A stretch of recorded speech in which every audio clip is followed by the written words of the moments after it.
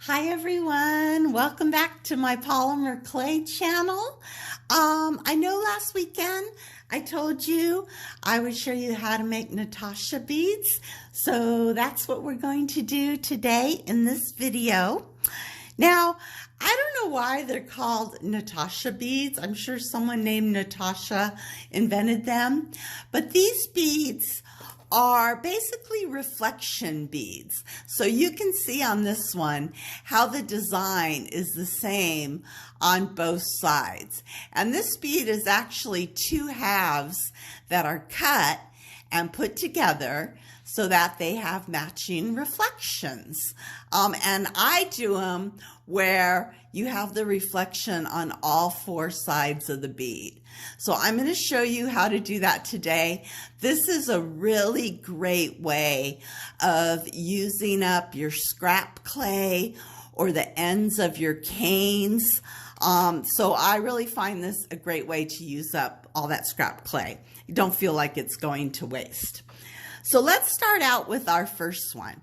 This one, I'm not using any cane ends. I just have some clumps of clay here that I got, some yellow, some red, light green, regular green, light blue.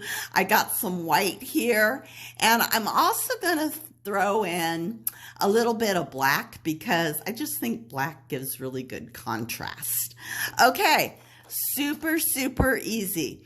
I've got my blade, I've got my clay, and I'm just going to cut it up into little chunks, just like this. Chop it up.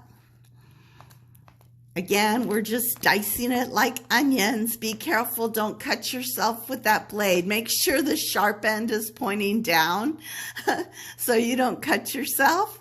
So now let's do some blue. I don't need so much clay. Okay, chop it up, chop it up. Just chop it up into little chunky bits. Now, the smaller your bits, the more of an intricate design you're going to get. So don't be afraid to cut those chunks up really small. Now let's do some yellow. It's sticking to me. My room here that I do this in, we kind of leave the air conditioner off until we're in the room. And so my clay gets kind of soft and it all sticks together. But that's all right. We can work with that. Let's do some red. Ooh, this is going to be pretty. Now, when I don't know what colors to do, I just always go back to the rainbow. Because you figure with the rainbow, you have like 6 colors, 7 colors that you can always fall back on. So I always fall back on the rainbow. Okay, there's some red. Let's see, let's do some white. Oops, I'm not chopping it where you can see it.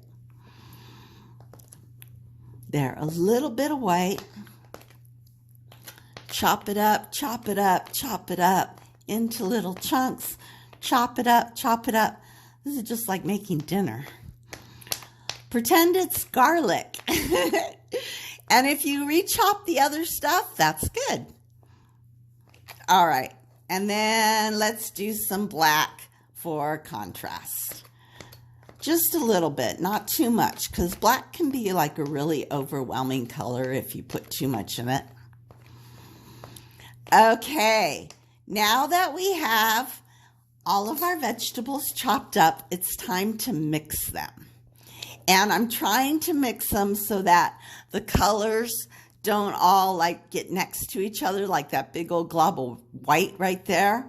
Let's chop that a little bit finer. Just like that.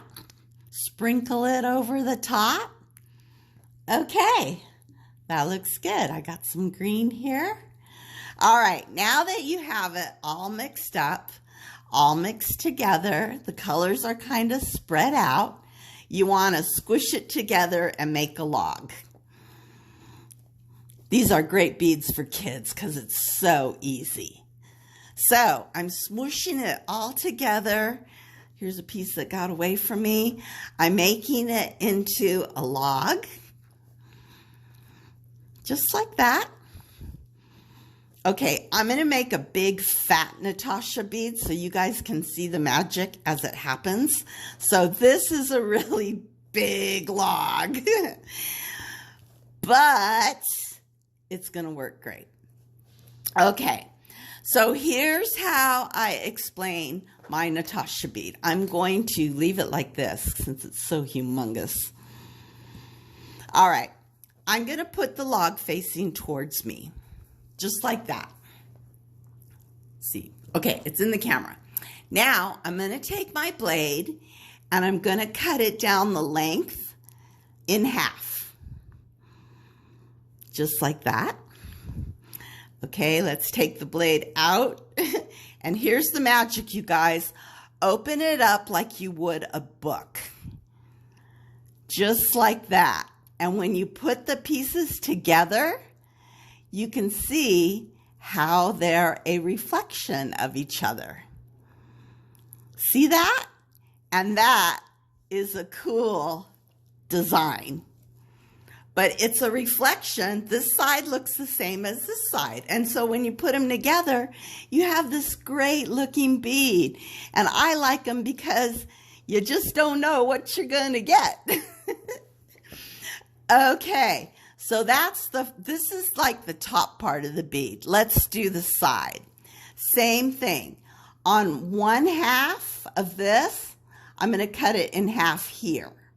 Okay, right in half. So this is half the bead. I'm going to cut it in half again this way. And then we're going to open this up like a book. Just like that. And there's one of your sides of your bead.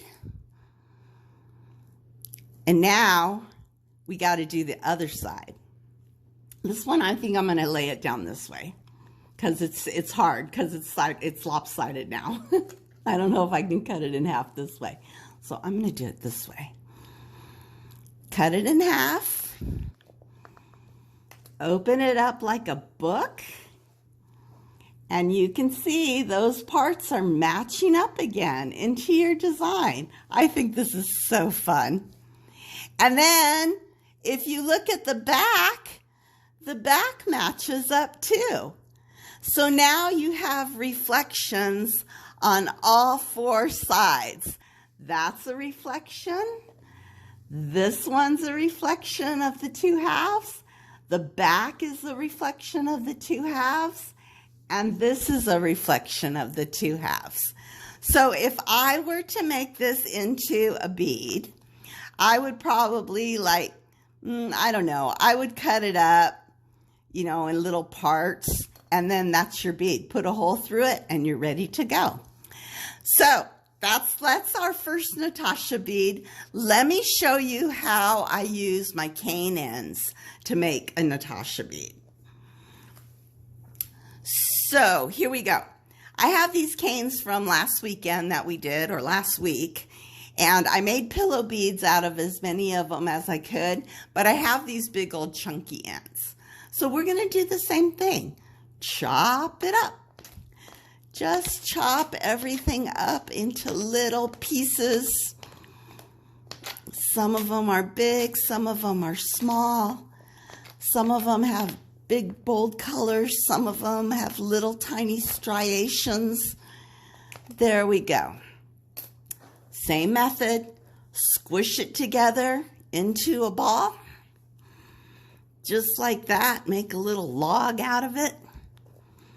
And again, I'm going to keep this log bigger so that you guys can see all the magic. But I got my log. Okay, that looks good. Now, same thing. I'm going to face it lengthwise toward me, and I'm going to cut it in half. If I could get it straight. And now I'm going to open it up like a book. Oh, wow, that's so cool. There we go. So there's the top part of my bead. Now I'm going to cut this piece in half. Let's cut them both in half at one time. Maybe I won't get so lopsided then. So that part I'm cutting in half, and this side I'm cutting in half. And then I'm going to open this up like a book. Oh, look at that flower in the center. That right there is so cool. All right, that's the one side. Let's go do the other side. Open it up like a book. And there we go. Oh, there's another cool design. And then we need to match up the back. There we go. And that, you guys, is how you make Natasha beads out of your leftover cane. So I hope you like this. I hope you have fun. Go ahead and play. There's no mistakes in polymer clay. So have a great time, and I'll be back again this week. Don't know what I'm going to do, but I'm sure we'll have a good time. Okay, bye. Okay, I'm just going to add another section to this because I was reviewing the video and I realized I didn't show you how to finish this bead. So let me show you all of the steps, how we actually finish the bead. So this is my Natasha cane, I guess, is what you would call it, that we just made. What I do is I pick out a nice area and I cut it straight just like that. And then let's cut it right about there. And now it's about a 1-inch piece. I have this 1-inch Natasha bead with all the designs that are all matched up. I get a sheet of clay and I just put it down because I like to put little caps on the top of these, like little hats. So I just put it down and I cut out a little square that is the same size as the bead. Just like that. And then I kind of smush it in a little bit and I round out the corners. So he has a little hat. It just looks more finished. I don't want to say professional, but it just looks finished. I think it's important for artists to have finished work. Now let's do it on the other side. Just like that. Like this. Like this. And I smush down the little hat a bit, round him out. And now I have this big metal skewer that I use in my lamp working, but you guys can use like the wooden skewers that you roast marshmallows on or shish kebabs, and you just put a hole through the center. Just like that. It kind of gets squished out a little bit as you're smushing the hole in. And I do go on the top here and kind of roll it out so that it's smooth. Maybe stick the little skewer in this way. And I want to remove that smudge. Sometimes you have clay on your board, and then when you go to lay other clay down, it gets a smudge. But that's it. That's my bead. And then I will go ahead and bake this at about 250 degrees for half an hour. I have a little toaster oven out in my glass studio, and that's where I bake them. Okay, so that's the finished bead, you guys. Have fun, and I will be back soon. Bye.